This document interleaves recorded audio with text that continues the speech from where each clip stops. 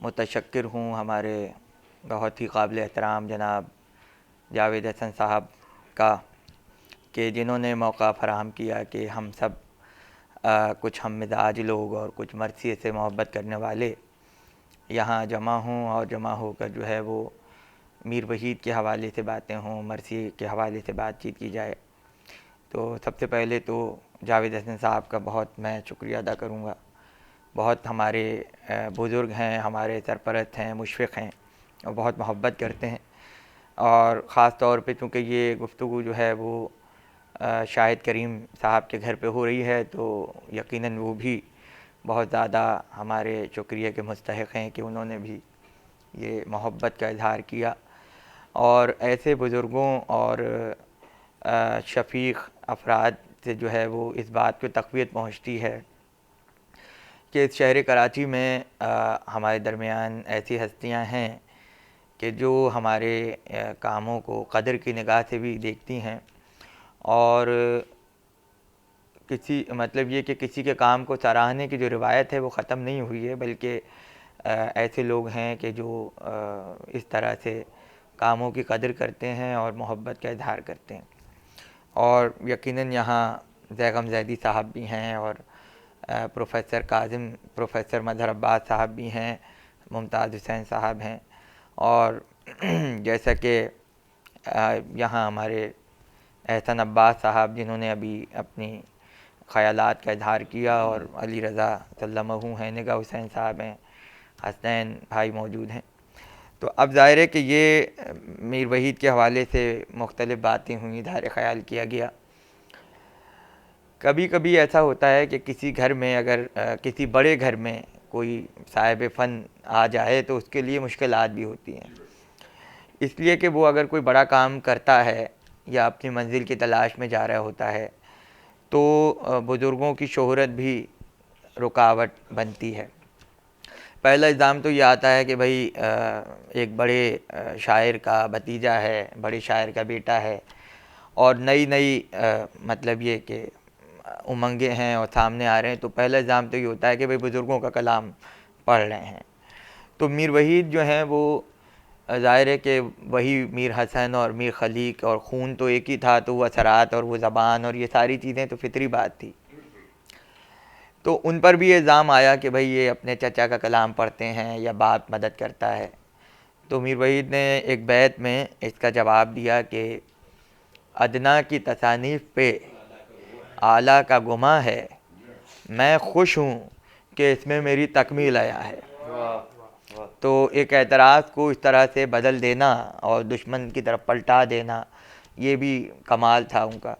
اور جب وہ میر انیس کا سلام مشہور ہوا آستینوں کو اور زمینوں کو، تو میر وحید کا بچپن تھا، تو ایسی گفتگو ہو رہی تھی میر انیس کے مکان پر، تو میر وحید آ گئے، اور ظاہر ہے کہ چونکہ بہت کم سن تھے تو کوئی زیادہ اہمیت نہیں دی گئی، تو مختلف شعراء نے اپنے شعر سنائے، تو میر وحید نے کہا کہ میں نے بھی کچھ کہا ہے۔ تو بزرگوں کی نگاہیں اس طرف ہو گئیں، انہوں نے کہا میاں سناؤ کیا ہے۔ تو ایک شعر جب انہوں نے پڑھا تو پوری محفل نے داد دی، اور وہ شعر یہ تھا کہ بنا کے شکل مجاہد کی لے چلے سرور، بنا کے شکل مجاہد کی لے چلے سرور، الٹ دیا علی اصغر کی آستینوں کو۔ تو یہ ظاہر ہے کہ بچپن میں جو شعر کہا۔ اچھا، پھر یہ کہ بہت سی چیزیں ایسی تھیں جیسا کہ ابھی مظہر بھائی بھی اس طرف توجہ دلا رہے تھے۔ اب دیکھیں ایک چیز چھپتی چلی آ رہی ہے اور اس پہ کوئی تحقیق نہیں ہو رہی، تو اب یہ آنے والوں کی پھر ذمہ داری ہو جاتی ہے کہ جو جانتا ہے وہ پھر اس کو اس پر تحقیق کرے۔ اب میر وحید کے کتنے سلام ہیں جو میر انیس کے نام سے چھپے، اور خاص طور پہ یہ مرثیہ زلزلے والا جو ہے، اب اس کے تقریباً 8 قلمی نسخے میرے پاس میر وحید کے نام سے تھے، اور اب تک جتنے فہرستیں سامنے آئی ہیں مسعود حسن رضوی صاحب کے کتب خانے کی، رشید صاحب کی اور دوسرے لوگوں کی، کہیں بھی یہ مرثیہ انیس کے مقطع سے نہیں ہے۔ تو اب سوالیہ نشان تو ہے کہ بھئی یہ 5ویں جلد میں یہ مرثیہ کیوں شائع ہو گیا؟ تو جب آپ 5ویں جلد دیکھیں گے تو آپ کو یہ بات واضح ہو جائے گی کہ ایسا کیوں ہوا۔ جب انیس کا کلام چھپ رہا ہے تو اس میں باقر علی خان تشفی کے مرثیے کو چھاپنے کی ضرورت کیا ہے؟ سوال تو ہے. اس میں ان کے بیٹے تجلی ان کا مرثیہ چھاپنے کی ضرورت کیا ہے؟ پہلا مرثیہ جو 5ویں جلد کا ہے واللہ عجب شان شہنشاہ رسول ہے، یہ دلگیر کا مرثیہ ہے اور دلگیر کی جلدوں میں موجود ہے. دلگیر کے مرثیے کو انیس کے یہاں چھاپنے کی ضرورت کیا ہے؟ اب کیونکہ 4 جلدیں چھپ چکی تھیں اور میر انیس کی 5ویں جلد آ رہی تھی اور وہ چاہ رہے تھے کہ جلد ذرا زخیم ہو جائے، تو اس میں دوسرے شعراء کے مرثیے چھاپے گئے اور اسی میں وحید کا مرثیہ بھی چھاپ دیا گیا. حالانکہ وحید کی زندگی میں یہ مرثیہ وحید کے نام سے چھپا ہے اور میں نے اس کا عکس اس میں شامل کر دیا ہے تاکہ اس کو تقویت پہنچے کہ بلا وجہ جو ہے وحید کا مرثیہ انیس کے اس میں شامل کیا گیا. تو کہنے کا مقصد یہ ہے کہ اتنا بڑا شاعر اور ان کا کلام، پھر کتنے بند کے بند ایسے ہیں جو قلمی نسخوں میں پڑے ہوئے تھے، ان کو ڈھونڈنا، تلاش کرنا. اور بحر والا مسئلہ ابھی مدر بھائی بتا رہے تھے. اب نظامی پریس لکھنؤ سے ریحان غم چھپ رہی ہے اور یہی کسی کو نہیں پتہ کہ آدھا مرثیہ دوسری بحر میں ہے اور وہ چھپا چلا جا رہا ہے اور جناب اس کو جو ہے کوئی اس طرف کوئی نشاندہی نہیں ہو رہی. تو یہ ساری چیزیں ہیں کہ جو وقت کے ساتھ ساتھ جو ہے وہ منظر عام پہ آتی ہیں. 100 سال ہو گئے، 100 سال کے بعد پتہ چل رہا ہے کہ کیا ہوا. نظامی پریس میں اتنی غلطیاں ہیں، مصروں کے مصرے ایسے ہیں، اور خاص طور پہ یہ اے قلم دامن کاغذ پر گہر ریزو، پھر اس مرثیے میں اتنی غلطیاں ہیں کہ اگر صرف غلط نامہ چھاپا جائے تو 100 صفحے غلط نامے کے ہو جائیں. اور قلمی نسخوں سے جب میں نے ایک ایک مصرے کا مقابلہ کیا تو مجھے اندازہ ہوا کہ کتنی غلطیاں ہوئی ہیں اس وقت کے جو آج تک چلتی چلی آ رہی ہیں اور اس کی تصحیح کی طرف کوئی توجہ نہیں کی. 19 بند اس مرثیے کے پہلی بار سامنے آئے اور یہ تو سب نے لکھا ہے کہ 16 سال کی عمر میں میر وحید نے مرثیے کا آغاز کیا، لیکن ان کا پہلا مرثیہ کون سا ہے یہ آج تک جو ہے یہ بحث نہیں ہوئی ہے. تو پہلی مرتبہ جو ہے اس قلمی نسخے کے ذریعے یا رب سخنوری کا میرے سر کو تاج دے. اب یہ مطلع خود بتلا رہا ہے کہ یہ ابتدائے سخن ہے، یا رب سخنوری کا میرے، یعنی ابھی ابتدا ہو رہی ہے، جیسے میر انیس جو ہیں وہ چمن نظم کو گلزار رم کر. تو یہ ساری چیزیں ہیں کہ اس کتاب کے ذریعے یہ چیزیں سامنے آئیں. اس کے بعد یہ کہ سلاموں کا مجموعہ جو ہے ہدیہ بیش بہا، وہ بھی ایک یعنی گمنامی میں تھا، کہیں نام و نشان نہیں تھا اس کا اور بڑی دشواری ہو رہی تھی اس کی تلاش میں. تو حیدرآباد کے جو صفدر عباس مرزا ہیں انہوں نے اپنے آبائی کتب خانے سے وہ مجموعہ سلام جو ہے عنایت کیا. اب یہ ایک بڑی مجبوری ہے کہ بھئی لوگوں نے کتابیں چھپا کے رکھی ہوئی ہیں، مرثیے چھپائے ہوئے ہیں، بستے چھپائے ہوئے ہیں، اور ان کی کوشش یہ ہے کہ بھئی یہ کسی طرح سے باہر نہ جائے. اب بھئی کیا فائدہ ہے ان چیزوں کا؟ اس بات کا کیا فائدہ ہے کہ آپ چھپائیں گے مرثیے کسی اور تک نہ پہنچنے پائیں؟ تو اسی طرح میں ایسے افراد کو بھی جانتا ہوں کہ جن کے باپ دادا بڑے شاعر تھے، ان کے مرثیے موجود ہیں ان کے گھر میں، لیکن وہ اس لیے نہیں چھاپ رہے کہ بھئی اوروں تک نہ پہنچ جائیں. اب سوال یہ کہ بھئی جب انیس کے چھپ گئے، مونس کے چھپ گئے، انس کے چھپ گئے، وحید کے چھپ گئے، دبیر کے چھپ گئے، تعشق ہیں، عشق ہیں، پیارے صاحب رشید ہیں، خاندان اشتہاد ہے، پورا ایک دفتر میر تقی میر سے لے کے آج تک سب کے جب تک پڑھے نہیں جائیں گے تو اردو شاعری میں ان کے مقام کا تعین کیسے ہوگا؟ تو یہ ہم لوگوں کو کم سے کم آج کے ترقی یافتہ دور میں اس بات کو ختم کرنا پڑے گا کہ جن کے پاس مرثیے ہیں وہ ان لوگوں کی مدد کریں جو مرثیے شائع کرنا چاہ رہے ہیں، تاکہ یہ چیزیں منظر عام پر آئیں. اب وہ زمانہ گیا جب صندوقوں میں مرثیے ہوتے تھے. اب اس بات کی ضرورت ہے کہ آپ محققین کی مدد کریں اور صحیح معنوں میں جو کام کرنا چاہ رہے ہیں ان تک مرثیے پہنچائیں، تاکہ یہ وحید سخن 1000 کتابیں تو شائع ہوں ایسی میر وحید کی طرح. اب میر انس کا کلام نہیں مل رہا ہے، میر انس جو ہیں وہ آدھے سے زیادہ کلام میر انس کا غیر مطبوع ہے، آدھے سے زیادہ. اب میں نے 1000 صفحے میر انس کے تیار کر کے رکھے ہوئے ہیں، اس میں ان کی مثنویاں ہیں. میر انس مثنوی کی حیثیت سے آج تک کبھی متعارف نہیں ہوئے، کیونکہ ظاہر ہے کہ وہ میر انیس موجود ہیں، مونس موجود ہیں، تو پھر انس خود پیچھے ہو گئے. تو اب یہ چیزیں اسی طرح سے جو ہے بڑے بڑے شعراء ہیں، علی میاں کامل ہیں، مشیر ہیں، اور آپ کے شمی ممروی ہیں، اور جناب علی یہ شکارپور کے ہیں ہمارے بھائی، تو یہ ناظم شکارپوری 22 جلدیں ہیں ان کی قلمی ہاتھ کی لکھی ہوئی، اور میر نفیس کے شاگرد تھے۔ اب 22 جلدوں میں 600 مرثیے ہیں، 1200 رباعیاں ہیں، 700-800 سلام ہیں۔ ایسے ایسے شاعر گزر گئے جن کے مرثیوں کو کوئی پوچھنے والا نہیں ہے۔ اب وہ ساری چیزیں ملی ہیں، اس کو مرتب کیا جا رہا ہے۔ اسی طرح مشیر کا کلام ناپید ہے، اور کتنے بڑے بڑے شاعر ہیں کہ جن کے میر نفیس کے ایسے ایسے شاگرد جن کے اتنے عمدہ عمدہ مرثیے ہیں کہ اب تشفی نے 3000 مرثیے کہے ہیں، 3000 مرثیے ہیں تشفی کے، اور کوئی روایت نہیں ہے، کوئی ایسا کردار نہیں ہے جس کا مرثیہ نہ کہا ہو۔ 72 کے مرثیے ان کے موجود ہیں۔ ہر شہید کے حال کا مرثیہ، امام حسین کے عموماً شہادت کے مرثیے ہوتے ہیں، انہوں نے ولادت سے لے کے شہادت تک سارے واقعات نظم کر دیے امام حسین کے۔ تو کہنے کا مقصد یہ ہے، کسی صاحب نے اپنے انٹرویو میں کہا تھا کہ اردو مرثیے کا ذخیرہ جو ہے وہ 4-5 ہزار سے زیادہ نہیں ہے، اردو مرثیے کا ذخیرہ۔ تو میں تو صرف تشفی کے 3000 گنوا رہا ہوں۔ اب آپ مجھے بتائیں اس میں جب آپ جوڑتے ہوئے چلیں تو 70-80 ہزار سے کم ذخیرہ مرثیوں کا نہیں ہے۔ خود 25,000 تو میرے پاس ہیں۔ اب آپ کتنے محمود آباد کے کتب خانے میں پڑھے ہیں، کتنے محمود آباد اپنا علی گڑھ کی لائبریریوں میں پڑھے ہیں، کتنے بستوں میں پڑھے ہوئے ہیں۔ اب چونکہ جدید زمانہ ہے تو یہ چیزیں سامنے آ رہی ہیں نکل کے کہ بھئی کس کے پاس کیا ہے۔ تو مرثیہ کوئی چھوٹی چیز، اب میر انیس نے ایسی تھوڑی کہہ دیا کہ بھئی یہ اعتراض ہوتا تھا کہ بگڑا شاعر مرثیہ گو، تو میر انیس نے تو کہا نا کہ کیا ہے کہ میری قدر کرے زمین سخن، تجھے بات میں آسماں کر دیا۔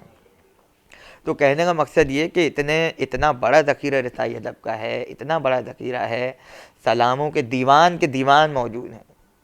نوحے پہ کام نہیں کیا گیا، نوحے کا اتنا بڑا ذخیرہ، پوری الماری میرے یہاں صرف نوحے کی بھری ہوئی ہے، کہ جس میں ناسک کے شاگردوں کے نوحے ہیں۔ آج کے تو میں گن ہی نہیں رہا، اس کو تو رہنے دیں، نجم صاحب ہو گئے، فضل لکھنوی ہو گئے، ان سب کو تو رہنے دیں آپ۔ پرانے شعراء جس میں سودا کے شاگرد ہیں، میر تقی میر کے شاگرد ہیں، خود انیس کے شاگرد، ان کا خاندان، حیدرآباد دکن کے کئی سینکڑوں شعراء جو نوحے سے تو ابتدا ہوئی ہے، مرثیہ بعد میں کہا گیا ہے، پہلے نوحہ کہا گیا ہے۔ تو نوحے پہ کوئی کام نہیں ہو رہا، سلاموں پہ کوئی خاطر خواہ کام نہیں ہو رہا۔ تو کہنے کا مقصد یہ کہ یہ بہت گنجائش باقی ہے۔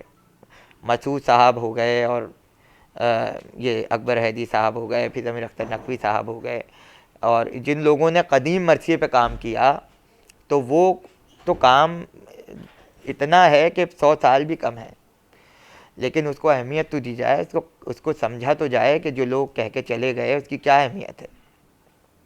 ہمارے یہاں مسئلہ سارا یہ ہے کہ ایک صاحب سے میں نے گفتگو کی، ان کے پاس کچھ مرثیے تھے، مختلف شعراء کے مراثی کے حوالے سے بات ہوئی، تو میں نے کہا بھئی آپ کے یہاں ہیں تو دے دیں، ہم کام کر رہے ہیں، آپ کے شکریہ سے چھاپ دیں گے۔ اب ان کا جواب یہ آیا کہ میر انیس کو کر لیں کافی ہے، اس سے زیادہ کچھ کرنے کی ضرورت نہیں ہے۔ مونس کو کوئی نہیں پوچھ رہا۔ آپ بتائیں میر مونس کتنا بڑا مجرے خلق نے، ان آنکھوں نے کیا کیا دیکھا، اس کے فضائل کے شعر تو پڑھتا ہی نہیں ہے کوئی۔ مصائب کے شعر مشہور ہیں، جو فضائل کے شعر ہیں وہ تو پڑھے ہی نہیں گئے ہیں۔ تو اب میں نے یہ کیا ہے کہ مونس کے دیوان کو مرتب کیا ہے، ان کی غزلیں، ان کے سلام، ان کے غیر مطبوع سلام، 80 نوحے ہیں میر مونس کے۔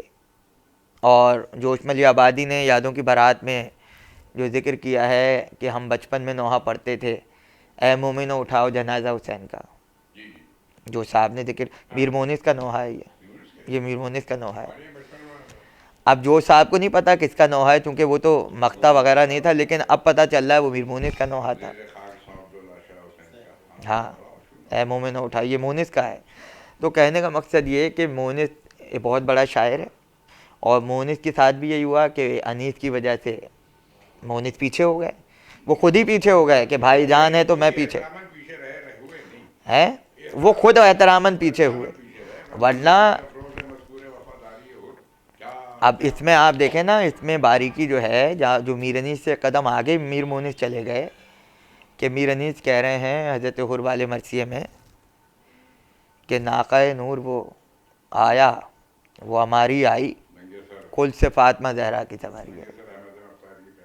ہاں، اور مونس کہہ رہے ہیں کہ بند کر آنکھوں کو زہرا کی سواری آئی.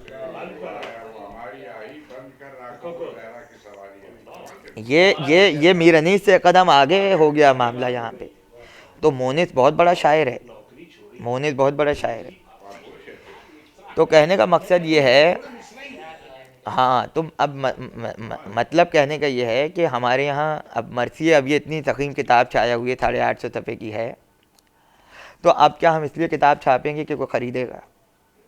ایسا تو کچھ بھی نہیں ہے. اس وقت مرثیے پہ کام کرنے کا مقصد یہ ہے کہ جو شعراء کے خزانے دفن ہوئے میں ہیں ان کو زندہ کیا جائے. انہوں نے امام حسین کے لیے اپنی پوری زندگیاں قربان کر دیں. یہ خدمت ہے امام حسین کی.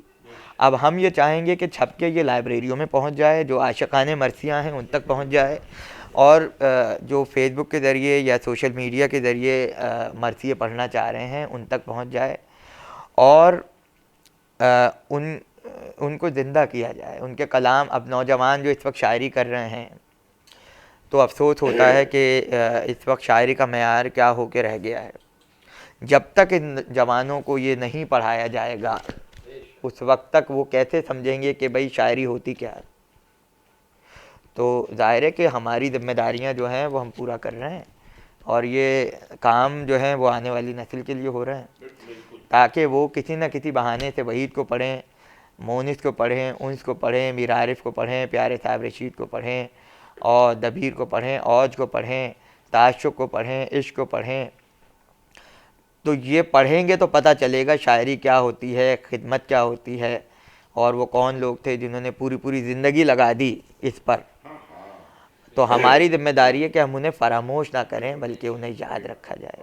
اس سلسلے میں آپ کی جو خدمات ہیں، آپ تحت العلم مرثیے کے ذریعے ہمارے مظہر عباس صاحب، موتی بھائی، بیگم صاحب، تو ظاہر ہے یہ اپنے انداز سے سلسلے کو آگے بڑھا رہے ہیں تحت العلم مرثیے کے ذریعے. اور آپ کے بھی مرثیے منظر عام پہ آتے رہیں، یعنی جو مرثیہ آپ پڑھیں وہ یوٹیوب کے ذریعے محفوظ ہو تاکہ نوجوان اس کو سنیں، تلفظ صحیح ہوں، ادائیگی کا پتہ چلے، اور وہ تہذیب جو ہے تحت العلم مرثیے کی وہ دوبارہ زندہ لکھنؤ میں ہو رہی ہے. لکھنؤ میں قاضی اسد ہیں، اور 4-5 نوجوان ہیں جنہیں میں دیکھتا رہتا ہوں. فیض باقر ہیں، محسن بھائی ہیں. ہیں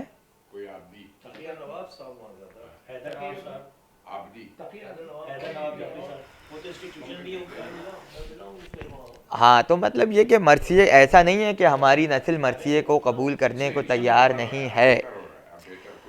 تو اب نوجوان نسل دلچسپی لے رہی ہے. دیکھیں انہیں نہیں پتہ رزم میں تلوار کی تعریف کیسے ہوتی ہے، گھوڑے کی تعریف کیسے ہوتی ہے، انہیں پتہ ہی نہیں ہے کیونکہ انہوں نے سنا ہی نہیں ہے. اب جب تک آپ اس کو نکال کر الگ سے بتا کر پڑھیں گے کہ تلوار کی یہ تعریف ہے، جو گھوڑے کی یہ تعریف ہے، سراپا یہ ہے، آنکھوں کی تعریف. اب وہ تراوی صاحب پڑھتے تھے آنکھوں کو کہیے عین تو عین عطا ہے، یہ انہوں نے اس وقت پڑھے تھے، پھر ضمیر اختر صاحب نے پڑھا تو نوجوان نسل نے اس کو یاد کیا، محفوظ کیا.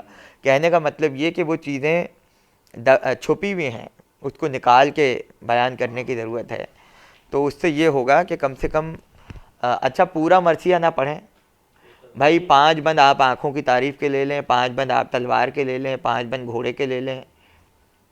اس طرح کر کے اس کو یوٹیوب کے ذریعے سامنے لایا جائے تاکہ بچوں کو زبردستی سنایا جائے کہ یہ مرثیہ کیا ہے، تہذیب کیا ہے، اور اردو کیا ہے. تو یہ ساری خدمات سامنے لائی جائیں. اور میں پھر دوبارہ آپ کا متشکر ہوں کہ آپ نے موقع دیا، اور ہمارے شاہد کریم صاحب کا. اور ایسی ادبی نشستیں ہوتی رہنی چاہیے تاکہ ہم آپس میں ہیں، یہ ٹیپ کا بنے، تاکہ یہ کہ اس بہانے سے کچھ نہ کچھ ہوتا رہے. اور پھر یہ مالک اشتر حیات مالک اشتر بھی شائع ہو گئی ہے تقریباً 500 صفحات پر، اردو میں پہلی کتاب مالک اشتر پر. تو یہ کام بھی چل رہا ہے. یعنی ادب کی خدمت، رسائی ادب کی خدمت کے ساتھ ساتھ ازاداری کی خدمت، ساتھ مولا کی بھی خدمت. بالکل. تو بس یہ کوشش ہے، اور آپ جیسے بزرگوں کی دعاؤں کی ضرورت ہے، مشوروں کی ضرورت ہے، تاکہ یہ سلسلہ اور بہتر انداز میں آگے بڑھتا رہے.